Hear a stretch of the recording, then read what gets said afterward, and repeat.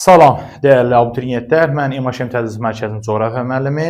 Sizinlə qısa dərslər var ki, onlar haqqında danışmaq istəyirəm. Gəlin baxaq birinci yerin daxili quruluşundan. Bəzi abituriyentlərimiz sərhədlərdə biraz karıxma var.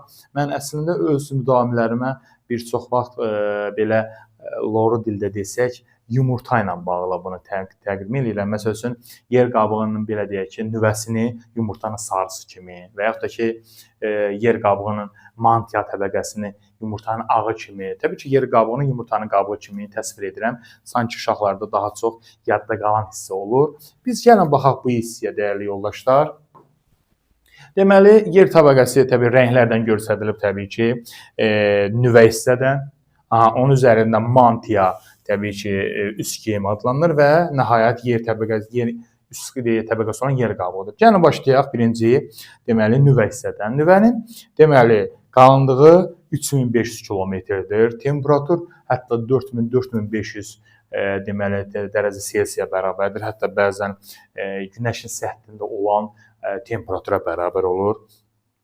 İki təbəqədən ibarətdir, təbii ki, daxili və xarici nüvədən. Burada nüvədə xüsusilə qeyd edək ki, ağır metallar, dəmir, nikel kimi metallardır. Xüsusilə burada radioaktiv maddələr, yəni uranlı, torium, radiumun reaksiyası nəticəsində, parçalanması nəticəsində deməli, həmin metallar lava şəklindədir, amma kipləşmiş. Böyük yüksək təzyiq nəticəsindədir.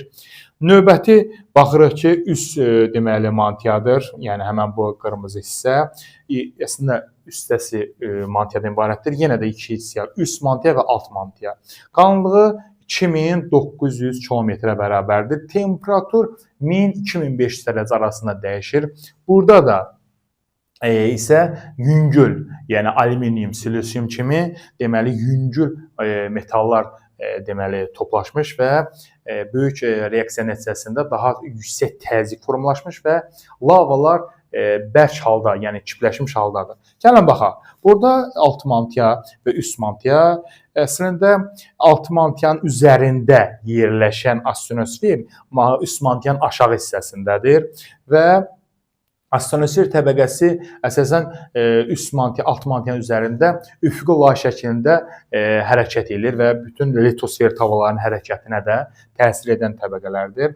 Astronosferlə üst mantiya arasında Beyin-Yov sərhəddi var, dəyərli yoldaşlar. Nə sərhəddi?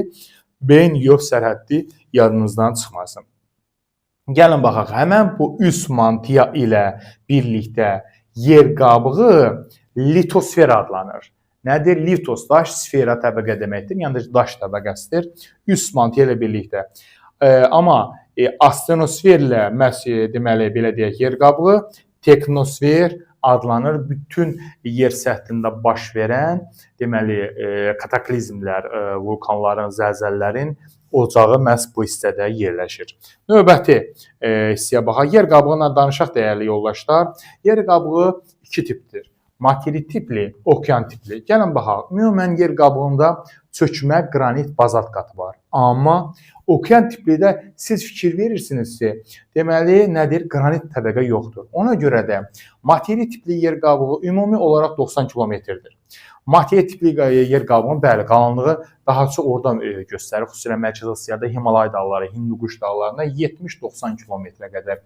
Amma ən nazik isə okean tipli yer qabığındadır. Marian Novunda, Novlarda daha çoxdur. 1-5 kilometrə qədər ola bilər. Bu da nədən ibarətdir? Qranit qatın olmaması.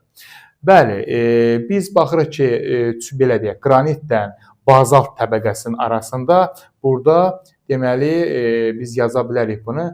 Konrad sərhəddi var. Nə sərhəddi var? Konrad. Konrad nəyə daxilindədir? Yer qabığının daxilindədir. Belə şeylərə diqqət etmək lazımdır. Bəs yer qabığı ilə üst mantiyanın arasında və ya bazaltla üst mantiyanın arasında nədir? Mohorovits sərhəddi və ya Moho sərhəddi də qeyd olunur, dəyərli yoldaşlar. Bu materit tipli və okean tipli yer qabıqları xüsusilə litosferdə də özünü göstərə bilər, tavalarında. Litosfer tavalarında, bəli, məsəl üçün, okean tipli böyük litosfer tavalarına sakit okean tipli yer qabına malikdir və yaxud da ki, kiçik litosfer tavalarının əksəriyyəti Kokos, Naska, Karib, Filippin hamısı okean tiplidir. Amma digər böyüklər, böyük litosfer tavaları və kiçiklərdən Ərəbistan litosfer tavası isə materik tipli yer qabığına aiddir. Böyüklərdən bəzən demək olar ki, bir çox vaxt verirlər ki, hər ikisinə də rast gəlinir. Məsələn, Avrasiya həm materik tiplidir, həm okean tiplidir. Şimali Amerika, Cənubi Amerika, Afrika, Hind, Avstraliya hər ikisinə də rast gələ bilər, dəyərli yoldaşlar.